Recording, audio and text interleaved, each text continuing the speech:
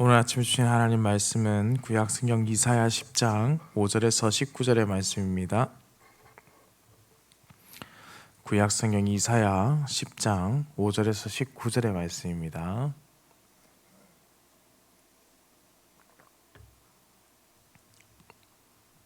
함께 한 목소리 합독해서 읽겠습니다. 아수르 사람은 화 있을진저 그는 내 진노의 막대기요 그 손의 몽둥이는 내 분노라. 내가 그를 보내어 경건하지 아니한 나라를 치게 하며 내가 그에게 명령하여 나를 노하게 한 백성을 쳐서 탈취하며 노력하게 하며 또 그들을 길거리에 진흙같이 짓밟게 하려 하거니와 그의 뜻은 이같이 아니하며 그의 마음의 생각도 이같이 아니하고 다만 그의 마음은 허다한 나라를 파괴하며 멸절하려 하는도다. 그가 이르기를 내 고관들은 다 왕들이 아니냐.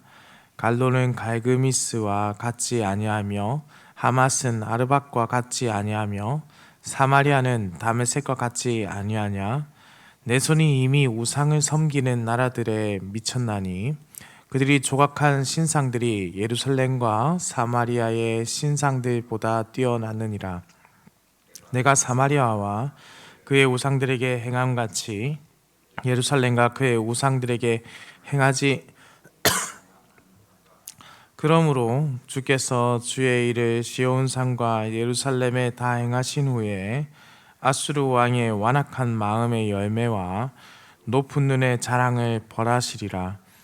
그의 말에 나는 내 손의 힘과 내 지혜로 이 일을 행하였나니 나는 총명한 자라. 열국의 경계선을 걷어치웠고 그들의 재물을 약탈하였으며 또 용감한 자처럼 위에 거주한 자들을 낮추었으며 내 손으로 열국의 재물을 얻은 것은 새의 보금자리를 얻은 같고 온 세계를 얻은 것은 내버린 알을 주운 같았으나 날개를 치거나 입을 벌리거나 지저귀는 것이 하나도 없었다 하는도다. 도끼가 어찌 찍는 자에게 스스로 자랑하겠으며 톱이 어찌 켜는 자에게 스스로 큰 채 하겠느냐. 이는 막대기가 자기를 드는 자를 움직이려 하며 몽둥이가 나무 아닌 사람을 들려 함과 같음이로다. 그러므로 주 만군의 여호와께서 살찐 자를 파리하게 하시며 그의 영화 아래에 불을 붓는 것 같이 맹렬히 타게 하실 것이라. 이스라엘의 빛은 불이 되고 그의 거룩하신 이는 불꽃이 되실 것이니라. 하루 사이에 그의 가시와 찔레가 소멸하며 그의 숲과 기름진 밭의 영광이 전부 소멸되리니 병자가 점점 쇠약하여 감 같을 것이라. 그의 숲에 남은 나무의 수가 희소하여 아이라도 능히 계수할 수 있으리라. 아멘. 하나님께서는 온 세상 모든 만물의 주인이 되십니다. 이것은 믿는 자에게서 불변하는 진리이지만 동시에 믿지 아니하는 자들에게 있어도 불변하는 진리입니다. 다만 그들이 믿지 않는 자들이 그것을 고백하지 않는가, 고백하는가에 대한 것에 있는 것이 아니라 그들의 고백에 있는 것이 아니라 하나님은 그들이 고백하지 않더라도 여전히 모든 만물의 주인이 되시는 것이죠. 이 진리는 확고부동한 것입니다. 오늘 말씀은 바로 그러한 점에서 큰 의의를 우리에게 줍니다.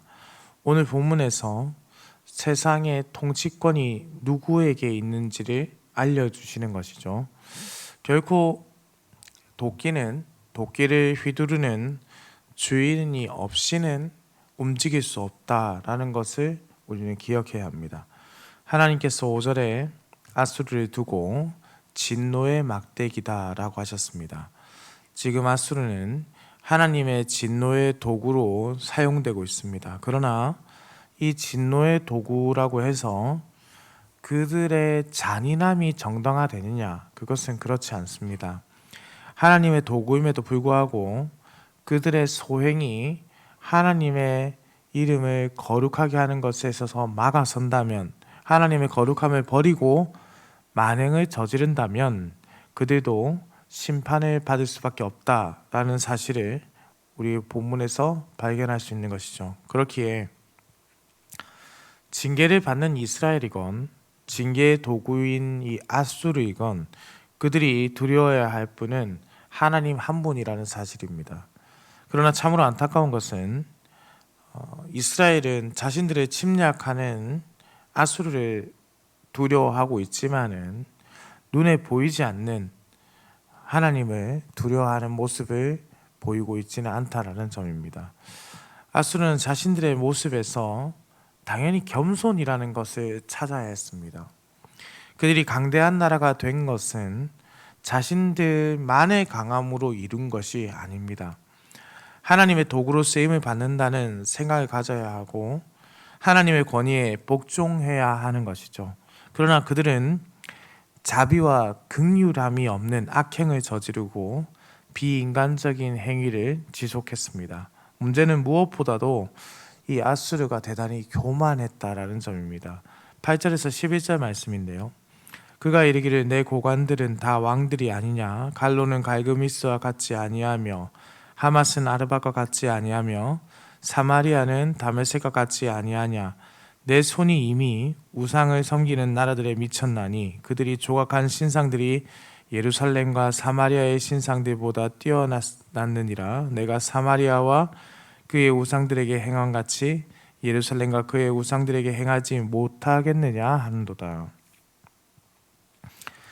이 나라의 장군들이 스스로 자신들의 능력을 자랑합니다. 그리고 다른 나라 왕들과 비교하고 있습니다. 그리고 한 가지의 결론에 이릅니다. 결코 그 누구도 나와 견줄 수 없다라는 생각입니다. 그러한 자들에게 하나님의 경고가 임하게 되는 것이죠. 12절의 말씀입니다. 그러므로 주께서 주의 일을 시온산과 예루살렘에 다 행하신 후에 아수르 왕의 완악한 마음의 열매와 높은 눈의 자랑을 벌하시리라. 모든 심판이 이스라엘에 향한 하나님의 심판이 끝이 나면 하나님께서 그 눈의 자랑, 완악한 마음의 열매 그것에 대해서 벌하시겠다라는 말씀이죠. 나의 힘과 총명함을 과시하던 자들이었는데 실상 하나님의 권위 안에 있고 하나님보다 뛰어나지 않은 자들입니다.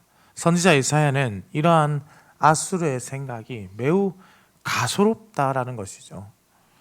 그는 그래서 두 가지의 예를 드는데 먼저 하나는 도끼가 어찌 찍는 자에게 스스로 자랑하겠는가. 그리고 다음으로 톱이 어찌 켜는 자에게 큰 채 하겠는가라는 것입니다. 하나님께서는 교만함을 싫어하십니다.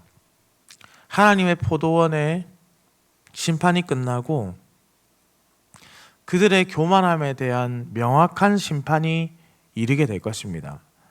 16절의 말씀입니다. 그러므로 주 만군의 여호와께서 살찐 자를 파리하게 하시며 그의 영화 아래에 불이 붙는 것 같이 맹렬히 타게 하실 것이라. 살찐 자를 파리하게 하며 맹렬하게 타게 하실 것이다. 그 마지막은 어린아이가 셀 수 있을 정도만 남을 것이다 라고 했습니다. 이스라엘의 남은 자와 비교할 수도 없는 결과죠. 어린아이가 셀 수 있는 숫자가 어느 정도 되겠습니까? 비유적 말씀이지만은 결국 그들에게 남은 자가 거의 없게 된다는 것이죠. 사랑하는 성도님들, 우리는 신앙생활을 하면서 성경을 읽을 때 가끔 이런 이야기를 하곤 합니다. 하나님께서는 정의로우신데 왜 하나님께서 악한 자들을 들어 하나님의 백성들을 치게 하셨을까? 그냥 하나님께서 그 이스라엘의 벌을 내리시고 다른 방법으로 하시면 되는데 왜 하나님께서 악한 자들을 들어서 그렇게 하셨을까? 그런데 이러한 질문은 사실은 지금 세대뿐만 아니라 이미 하박국 또한 그러한 질문을 가진 적이 있었습니다. 그러나 우리는 생각해 보아야 한다는 것이죠. 하나님 앞에서 죄인이라는 존재가 죄의 크기가 어떻게 차이 나는가 하는 문제입니다. 더 큰 죄, 더 작은 죄, 더 큰 죄인, 더 작은 죄인이란 개념이 우리의 생각에 근거한 것은 아닌가 하는 것이죠. 하나님께서는 북이스라엘을 심판하시며 아수르라는 이 악한 그러나 하나님의 도구를 사용하셨습니다. 그러나 변함없는 것은 그들도 죄인이라는 사실이죠. 중요한 것은 생각해 보아야 할 이 중요한 문제는 그들은 하나님을 모르는 죄인이었지만 적어도 이스라엘은 하나님을 알면서도 하나님을 외면한 죄인이라는 점입니다. 동시에 그들을 하나님께서 사용하심에도 결국 악한 행동에 대한 책임도 물으신다라는 점을 오늘 말씀에서 우리는 발견할 수 있습니다.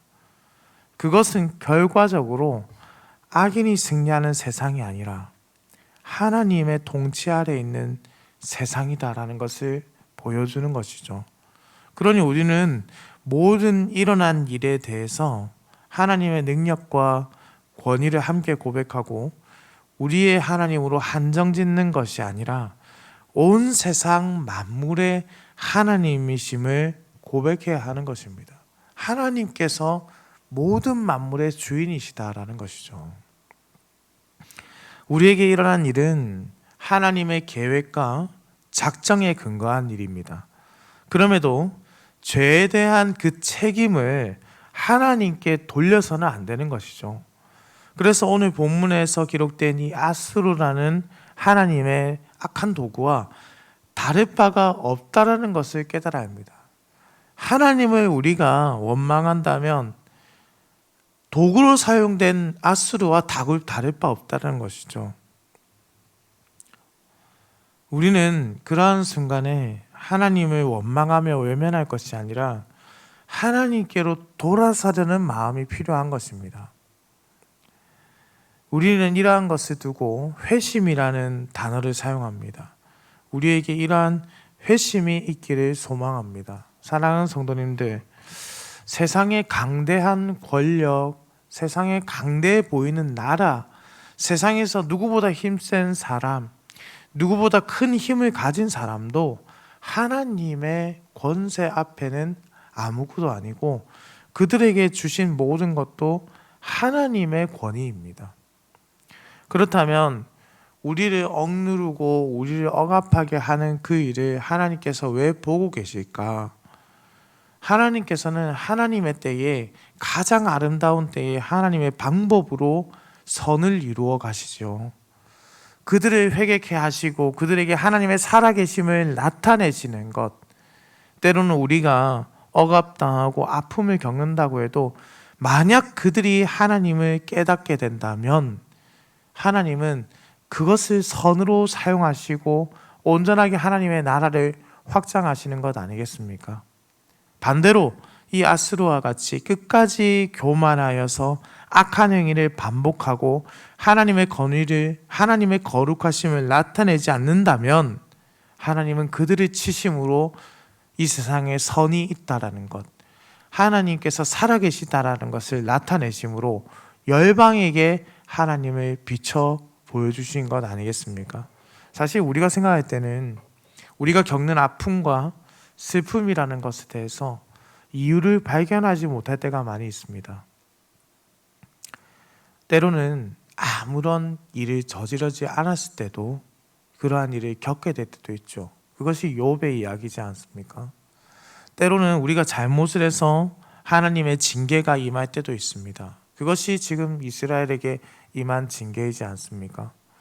그러나 우리는 스스로 그것을 분별하기에는 너무나 어리석은 자들이라는 것이죠. 그래서 우리에게 하나님께서 놀라운 은혜를 주셨으니 바로 기도의 자리라는 것입니다. 이 기도의 자리에서 하나님의 음성을 다시 듣게 되는 겁니다. 주님의 뜻을 깨닫게 되고 우리가 주님의 뜻대로 돌이키게 되고 주님의 말씀을 듣기를 소망하게 되고 온 세상 만물이신 하나님을, 만물의 주인이신 하나님을 고백하게 되는 것입니다. 그래야 해서 우리도 하나님의 말씀을 귀 기울이게 되고 하나님의 음성에 반응하게 되고 하나님께서 나에게 무엇을 원하시는지를 깨닫게 되는 것이죠. 우리는 이것을 두고 은혜라고 표현하고 하나님의 뜻대로 살아가는 것을 회심이라고 표현하고 하나님께로 나아가며 하나님의 자녀답게 성장하는 것을 우리가 성화라는 단어를 사용하는 것입니다. 사랑하는 성도님들, 우리도 언젠가 때로는 하나님의 도구로 사용될 때가 있습니다. 그때 우리가 교만해서는 안 되는 것이죠. 때로는 우리가 하나님의 징계를 받을 때도 있습니다. 그때 우리는 겸손하게 하나님을 다시 찾아야 합니다. 하나님의 권세를 고백하고 겸손히 하나님의 은혜를 구하는 인생이 되어야 합니다. 하나님만이 이 모든 것을 해결할 수 있는 유일하신 분이십니다. 하나님께 피하지 않는 자가 해결할 수 있는 것은 아무것도 없습니다. 눈에 보이는 힘이 아니라 눈에 보이지 않지만은 여전히 살아계시고 온 세상 만물을 다스리신 하나님께 가십시오. 하나님을 붙드십시오. 그러면 하나님께서 우리에게 밝히 길을 보여주실 것입니다. 오늘 이 기도의 자리가 바로 그러한 자리가 되기를 우리 주님의 이름으로 축원합니다. 기도드립니다.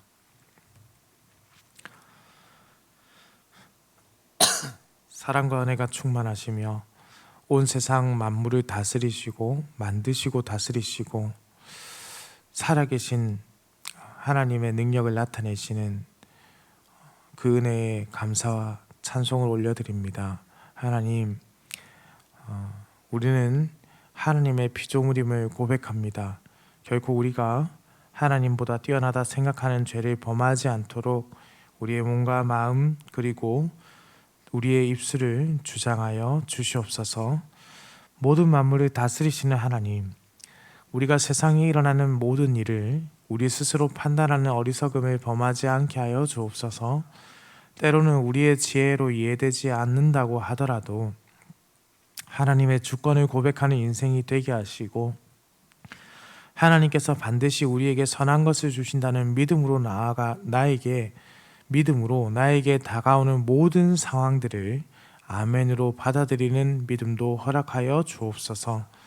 그럼에도 악에게 굴하지 않게 하시고 하나님의 말씀의 정의와 공의를 지키며 온 세상의 천지의 창조주신 하나님의 증언하는 입술과 발걸음이 되도록 우리를 늘 거룩하게 지켜보아여 주시옵소서. 하나님 아버지, 내일부터 주일까지 우리 유치부 성경학교가 시작됩니다. 주께서 기억하시고 모든 시간마다 하나님의 은혜가 풍성하도록 주님의 임재를 경험하는 시간이 되게 하여 주시옵소서. 비로 인해서 피해를 입은 많은 사람들이 있습니다. 주님, 그들을 불쌍히 여기시고 그들에게 하나님의 위로가 임하게 하시며 더는 이로 인한 피해가 있지 않도록 하나님께서 지켜보아여 주시옵소서. 오늘도 운전하는 모든 성도들의 운전대를 붙잡으시고 우리 흥덕향상교회 성도들이 들어가거나 나가거나 주의 복을 누리는 삶이 되도록 주님께서 지켜보시고 인도하여 주옵소서. 감사를 드립니다. 살아계신 우리 주 예수 그리스도의 이름으로 기도드립니다. 아멘.